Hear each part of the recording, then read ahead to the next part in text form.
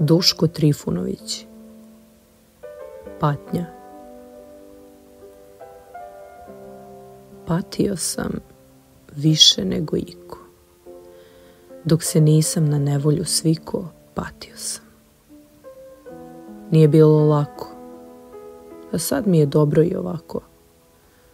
Jer možete li zamisliti mene kako patim zbog obične žene, kako trčim i nosim joj cveće, kako molim, a ona me neće.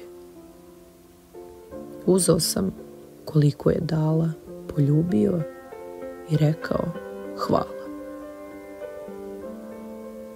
I sad vidim, crno mi se piše, jer sad patim što ne patim više.